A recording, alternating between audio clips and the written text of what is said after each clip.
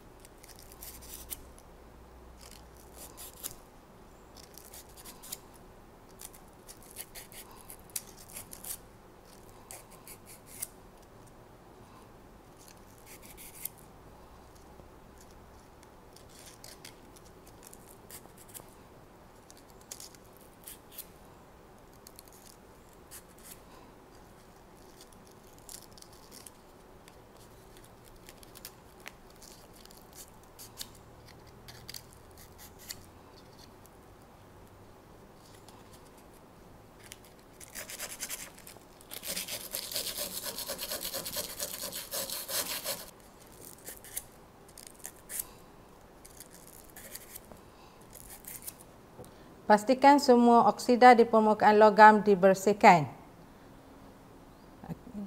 Okey, ini adalah logam magnesium yang dibersihkan. Kepingan plumbum yang dibersihkan. Kepingan kuprum yang dibersihkan. Seterusnya, langkah 2, label setiap tabung uji 1 hingga 6 dengan nombor serta logam dan larutan garamnya.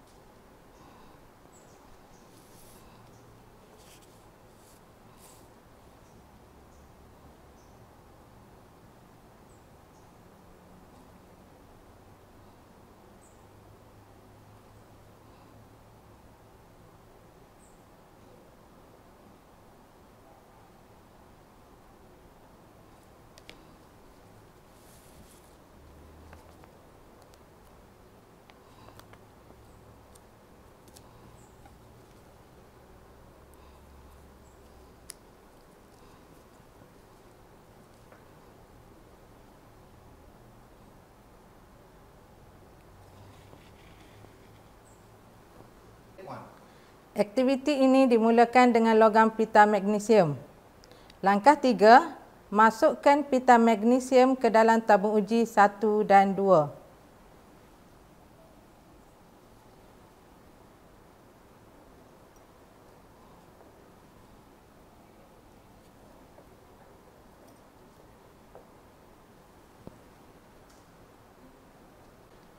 Langkah 4, ambil tabung uji 1 dan tuangkan larutan plumbum 2 nitrat 0.5 mol per desimeter padu ke dalam dengan menggunakan corong turas.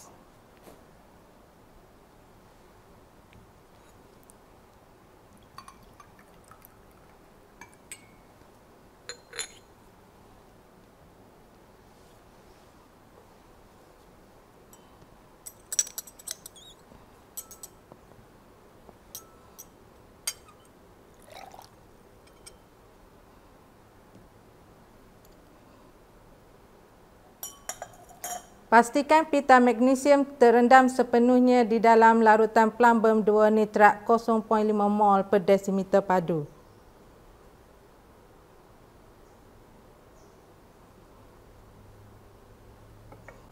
Bagi langkah 5, untuk tabung uji 2, langkah 4 diulang dengan menggantikan larutan plumbum 2 nitrat 0.5 mol per desimeter padu dengan larutan kuprum 2 nitrat 0.5 mol per desimeter padu.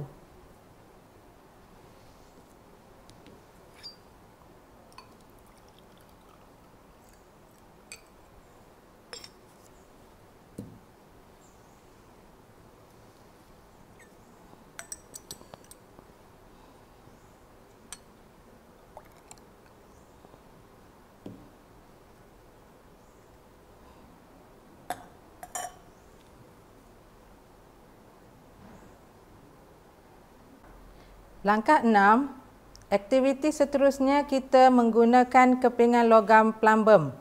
Masukkan kepingan logam plumbum ke dalam tabung uji 3 dan 4.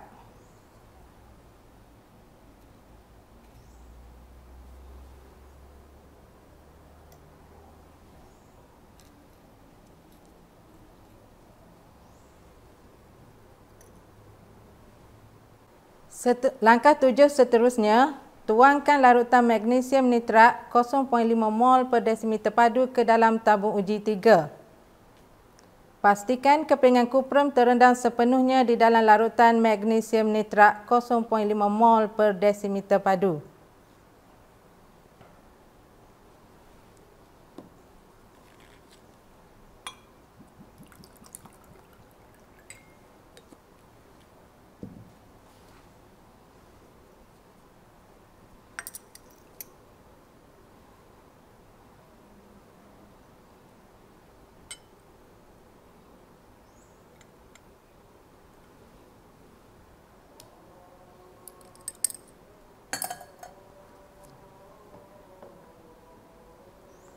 Untuk tabung uji 4, langkah 7 diulang dengan menggantikan larutan magnesium nitrat 0.5 mol per desimeter padu dengan larutan kuprum 2 nitrat 0.5 mol per desimeter padu.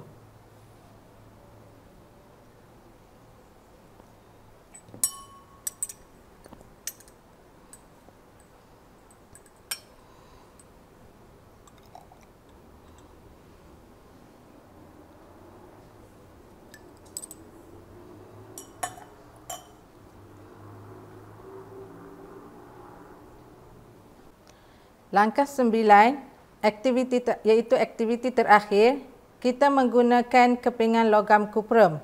Kepingan logam kuprum dimasukkan ke dalam tabung uji 5 dan 6.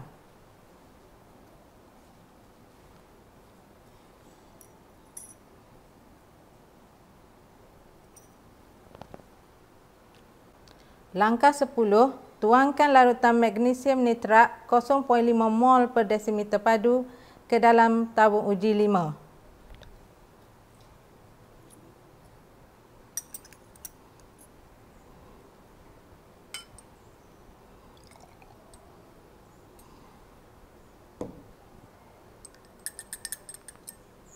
Pastikan kepingan kuprum terendam sepenuhnya di dalam setiap larutan magnesium nitrat 0.5 mol per desimeter padu. Langkah 11 untuk tabur uji 6, langkah 10 diulang dengan menggantikan larutan magnesium nitrat 0.5 mol per desimeter padu dengan larutan plumbum 2 nitrat 0.5 mol per desimeter padu.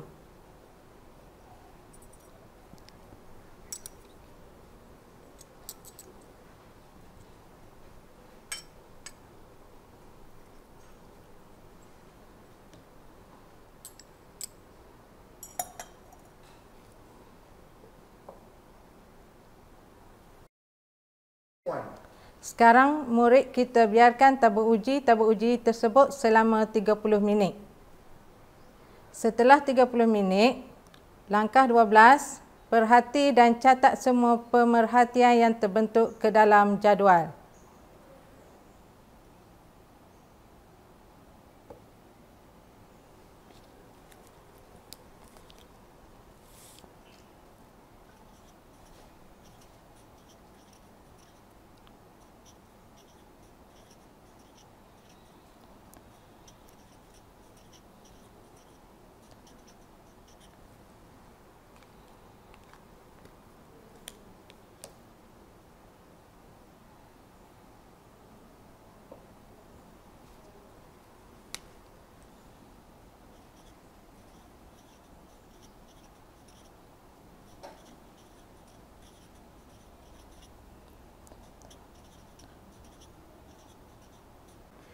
Daripada pemerhatian yang ditunjukkan dalam tabur uji, didapati tabur uji 1, 2 dan 4 berlaku tindak balas di antara logam dan larutan yang dimasukkan.